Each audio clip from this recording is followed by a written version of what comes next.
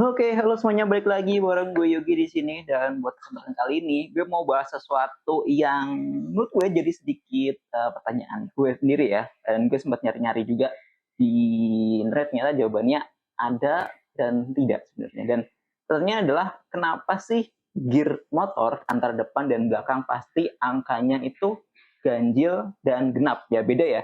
Jarang banget nemuin yang genap-genap ataupun ganjil-ganjil, jarang banget kalau misalkan kita lihat secara spek dasarnya ya. Pasti antara depan dan belakang jumlah mata giginya adalah berbeda. Yang satunya itu ganjil, yang satunya itu genap. Dan kenapa sih dan apa alasannya dibalik penggunaan angka ganjil genap itu? Mari kita ulik bareng-bareng. Oke, mari kita bahas ini seperti biasa. Gue ada gear set ya, kali ini ditemanin dari Triple S Chain Kit. Biasanya gue ada dari TK juga ya, cuman gue pakai Triple S saja. Yang satu set ini buat sampel. Nah, di sini sama ya. Ini ukurannya nih, kita lihat ya. Kita lihat di sini. Di sini buat Honda Karisma atau Super X125 itu depannya pakai 14 ya, belakangnya pakai 35 ya. T ini berarti jumlah giginya ya, 14T dan 35T digenap ganjil ya.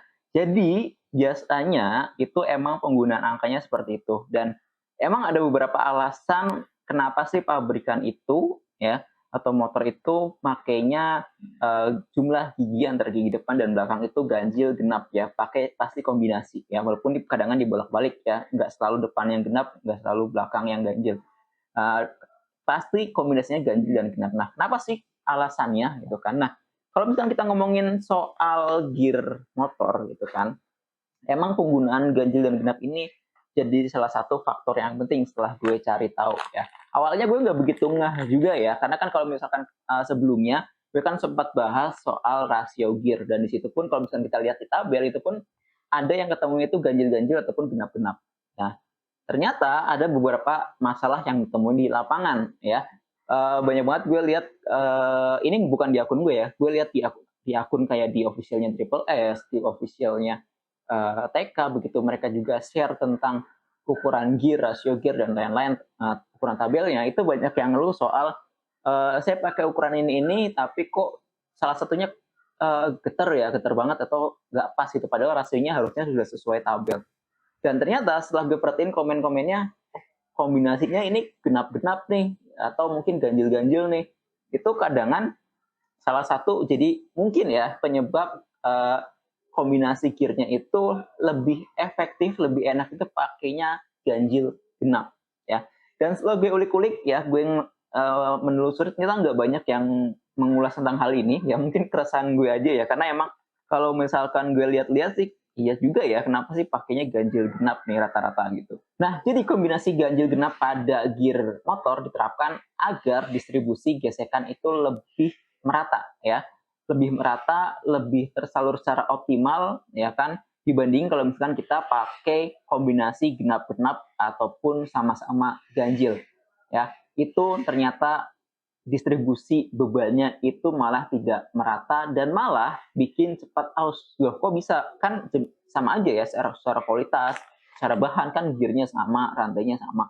Kenapa sih kalau misalnya kita malah pakai kombinasi yang sama malah jadi lebih cepat aus? Nah, alasannya ini sebenarnya karena kalau misalkan kita bayangin ya, kalau misalkan si gear ini memutar, nah kalau misalkan kita pakai kombinasi genap-genap, nah salah satu bagian mata apa ini istilahnya, mata gear ini akan ketemu di bagian sama si rantai ini terus-menerus. Jadi bagian ketemunya di bagian yang sama terus ya.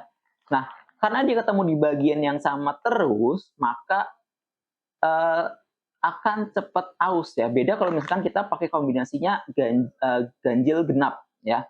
Itu maka misalkan nih mata yang ini dia akan ketemu di sini nih ya, dia akan ketemu di sini. Nah, kalau misalkan genap-genap dia akan terus ketemu di sini terus di bagian lubang yang ini. Tapi kalau misalkan kombinasi ganjil genap dia akan ketemu di sini, kadang dia ketemu di sini, kadang ketemu di sini ya, jadi bergantian.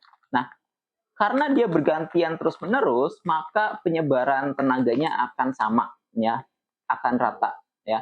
Yang kedua, dia juga akan tidak cepat aus di salah satu bagian. Ya, jadi karena dia kenanya di sini terus, maka bagian ini akan cepat aus. Kenapa? Karena mungkin ada sedikit toleransi di mana bagian mata gear ini itu sedikit lebih runcing, ada toleransi yang selisih 1 mili, 2 mili gitu kan misalkan, atau 0, sekian mili yang bisa bikin si rantai ini atau gear ini cepat aus gitu ya. Paham nggak ya?